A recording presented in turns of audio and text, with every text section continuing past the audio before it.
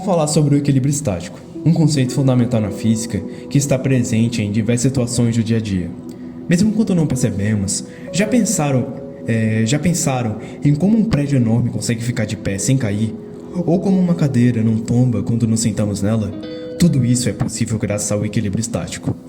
Ele ocorre quando um objeto está parado, sem movimento ou rotação, porque as forças e os torques que agem sobre ele estão equilibrados. Isso significa que a soma de todas as forças é igual a zero, e a soma de todos os torques também é zero. Em outras palavras, o objeto não se move nem gira. O equilíbrio estático é muito usado na construção civil para garantir a segurança de prédios e pontes, no design de móveis e até em esportes, como yoga e ginástica, onde é preciso manter posições estáveis.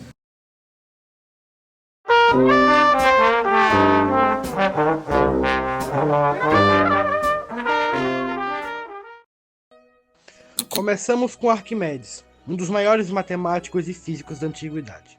Ele viveu no século III em Siracusa, uma colônia grega na Sicília, e foi pioneiro no estudo da alavanca e dos centros de massa. Arquimedes não apenas formulou as bases matemáticas para o funcionamento das alavancas, mas também realizou experimentos práticos para demonstrar como pequenas forças poderiam gerar grandes efeitos quando aplicadas corretamente. Seu princípio de equilíbrio e alavancagem, sintetizado na célebre frase "Dê-me um apoio e moverei a terra", ilustra sua visão revolucionária sobre o uso das forças. Além disso, ele investigou a flutuabilidade e formulou o famoso princípio de Arquimedes, que descreve a força de empuxo em corpos submersos. Esses estudos não apenas marcaram o início da estática como disciplina, mas também influenciaram tecnologias de engenharia que permaneceram em uso por séculos. Avançando para o Renascimento, encontramos Simon Stevin, um engenheiro e matemático holandês do século XVI. Stevin conduziu experimentos meticulosos para explorar as forças em planos inclinados, utilizando dispositivos simples como tábuas e pesos para medir as tensões e os efeitos da gravidade em diferentes inclinações. Ele demonstrou que a força necessária para manter um objeto em equilíbrio em um plano inclinado é proporcional ao ângulo do plano e ao peso do objeto, um avanço significativo para a compreensão do comportamento das forças e estruturas.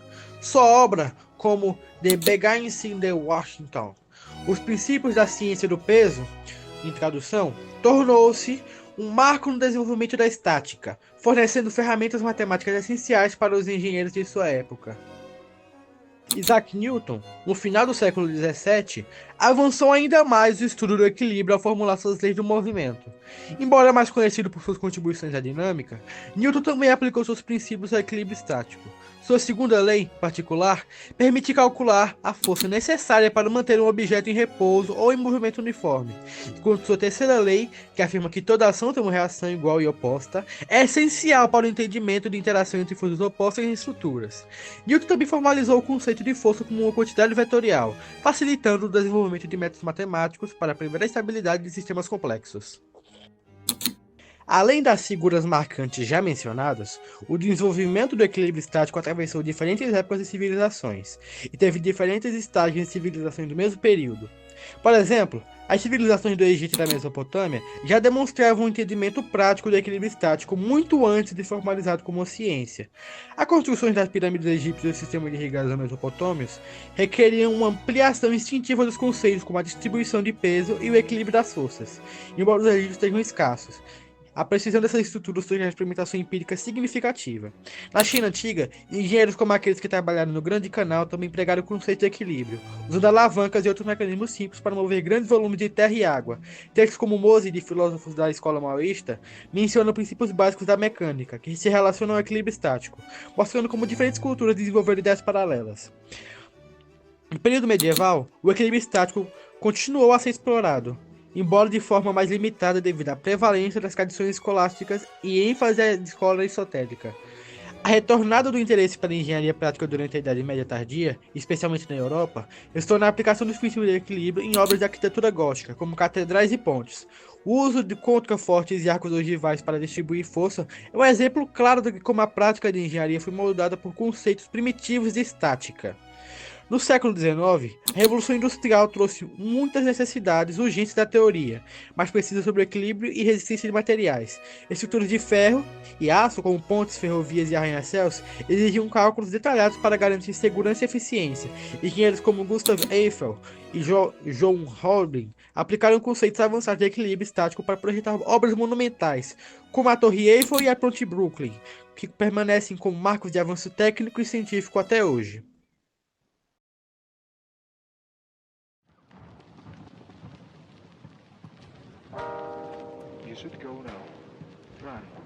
Para entendermos o equilíbrio na física, primeiro temos que entender alguns conceitos que fazem parte dele. Assim sendo, a primeira lei de Newton, a inércia, o centro de massa e o torque. A lei da inércia afirma que um objeto parado continuará parado e um objeto em movimento seguirá na mesma velocidade e direção, a menos que algo interfira. Esse conceito é essencial porque o equilíbrio depende de forças que podem manter ou mudar o estado de um objeto.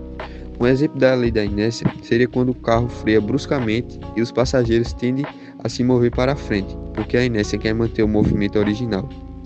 Agora que sabemos como os objetos resistem a mudanças, precisamos entender o ponto-chave nas análises de forças.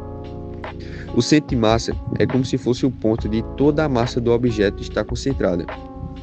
Ele é importante, pois é por ele que conseguimos saber onde está o centro de massa, que ajuda a prever como o objeto vai reagir. Como por exemplo, ao tentar equilibrar uma vassoura com o dedo, o ponto onde ela não cai é o centro de massa dela. Visto isso, agora vamos para o tipo de equilíbrio. Temos dois tipos de equilíbrio.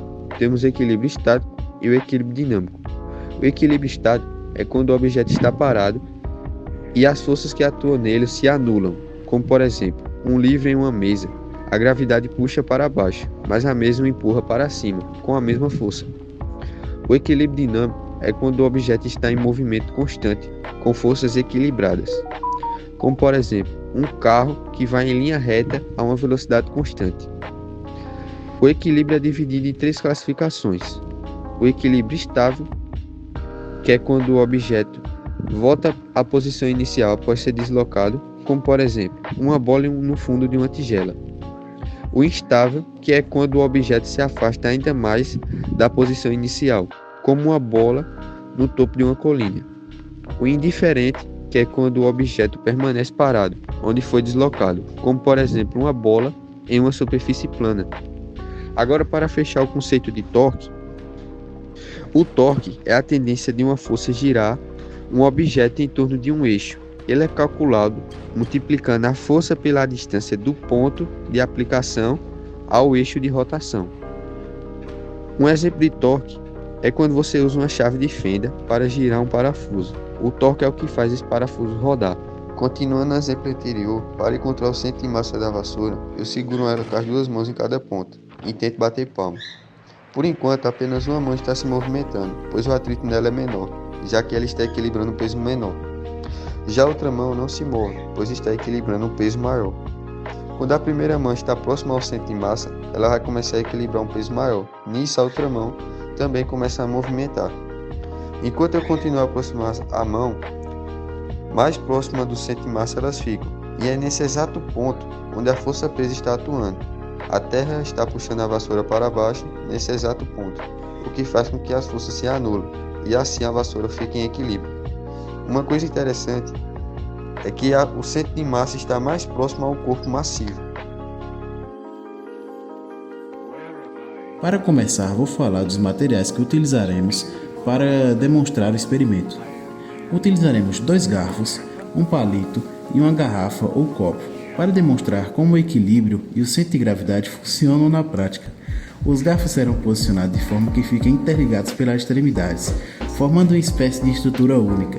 Eles atuarão como contrapeso no sistema, ajudando a distribuir o peso de maneira uniforme. O palito, que pode ser de dente ou de fósforo, será utilizado como ponto de apoio principal.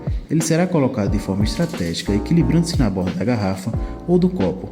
Apesar de ser um objeto fino e frágil, o palito conseguirá sustentar o peso combinado dos garfos graças à posição precisa do centro de gravidade. Por fim, a garrafa ou copo será a base estável do experimento. A borda dela é onde o palito ficará apoiado. servindo como suporte para todo o sistema. Mesmo com um contato aparentemente pequeno, essa configuração permite que o equilíbrio seja alcançado, criando uma certa e curiosa e inesperada. Bom, galera, para a montagem do experimento, como já foi falado antes, eu vou utilizar 2 garfos, o palito, a fita e o apoio. Eu vou juntar os garfos assim, um em cima do outro, e vou prender eles com a fita.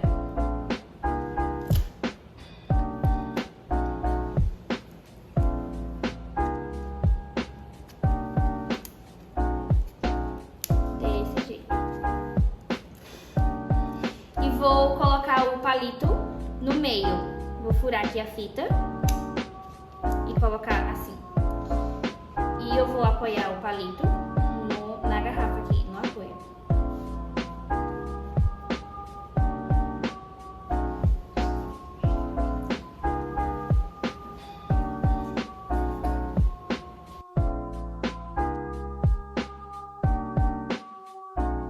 É importante lembrar que chamamos de equilíbrio a situação em que uma partícula ou corpo extenso está sujeito a uma força resultante nula. Esse conceito é sustentado pela primeira lei de Newton, conhecida como lei da inércia, que afirma que um corpo enquanto a força resultante sobre ele for zero. Em outras palavras, se a soma das forças que atuam sobre um objeto é nula, ele permanecerá em repouso ou continuará seu movimento uniforme, dependendo das condições iniciais. No nosso experimento de equilíbrio estático, estamos lidando com o caso em que o objeto está em repouso, e o objeto é garantir que ele permaneça assim. Esse tipo de situação é conhecida como equilíbrio estático e ocorre quando a força resultante quanto o somatório dos torques sobre o corpo são nulos. Força resultante e torque. Agora vamos aprofundar os 2 conceitos essenciais para entender o equilíbrio estático. Força resultante. Em um corpo em equilíbrio, a soma vetorial de todas as forças aplicadas deve ser zero. Isso significa que todas as forças atuantes estão equilibradas e se cancelam mutuamente. No experimento, isso é alcançado quando as forças gravitacionais e de suporte, como a que exerce o palito no caso dos garfos, estão em equilíbrio e que mantém o sistema parado. Torque. Além de uma força resultante nula, o equilíbrio exige que a soma dos torques também seja zero. O torque é a tendência de uma força causar rotação em torno de um ponto, e é calculado pela fórmula T igual a força vezes D, onde torque é T, e F é a força aplicada. D é a distância perpendicular entre o ponto de aplicação da força e o eixo de rotação. No experimento, ao equilibrar os garfos no palito, posicionamos o centro de massa do sistema em um ponto onde os torques se anulam, impedindo que o conjunto gire para um lado ou para o outro. Isso ocorre porque o produto da força, peso dos garfos, pela distância ao ponto de apoio, se equilibra de tal maneira que o torque total é zero. A importância do centro de gravidade. O centro de gravidade é o ponto em que podemos considerar que toda a massa do objeto está concentrada, e é neste ponto que a força gravitacional atua. No experimento, o centro de gravidade do conjunto de garfos e palitos precisa estar exatamente alinhado com o ponto de apoio para garantir o equilíbrio. Esse ponto é essencial para que o sistema se mantenha estável, pois se ele estiver ligeiramente deslocado, o sistema tenderá a girar até que o torque seja nulo. Exemplo de cálculo de torque para o equilíbrio. Vamos considerar que cada garfo exerce uma força de 5 newtons e que o ponto de apoio está a uma distância de 0,2 metros do centro da massa de cada garfo. O torque de cada garfo em relação ao ponto de apoio seria T igual a F vezes D igual a 5 newtons vezes 0,2 metros igual a 1 nanômetro. Para que o sistema permaneça em equilíbrio, o torque gerado por cada garfo deve se contrabalançar, ou seja, os torques para a direita e para a esquerda do ponto de apoio devem somar zero. Esse equilíbrio de torques é o que permite que o sistema não gire, demonstrando que ele está em equilíbrio estático. Para finalizar, com este experimento sobre equilíbrio estático, conseguimos observar a aplicação direta dos conceitos de força, torque e centro de gravidade. Ele ilustra perfeitamente como o equilíbrio é alcançado quando temos forças e torques que se anulam. Agora, passo a palavra para João Pedro Ramos, que irá apresentar as conclusões finais e a importância desses princípios na compreensão de diferentes situações cotidianas e científicas, onde o equilíbrio é fundamental.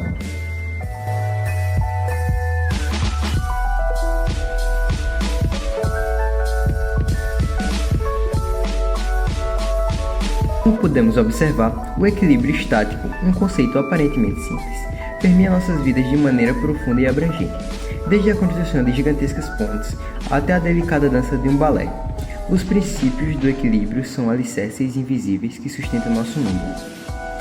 A jornada do conhecimento sobre o equilíbrio nos levou de Arquimedes com suas ideias sobre alavancas até os avanços da física moderna. Ao longo dos séculos, cientistas e engenheiros se dedicaram a desvendar os mistérios dessa força fundamental, construindo um conceito sólido que impulsiona a inovação em diversas áreas. Mas o estudo do equilíbrio não se limita aos laboratórios e às salas de aula. Ele nos convida a observar o mundo com novos olhos, a apreciar a beleza e a complexidade das estruturas que nos cercam. Ao compreender os princípios do equilíbrio, somos capazes de apreciar a engenhosidade da natureza e a genialidade da mente humana.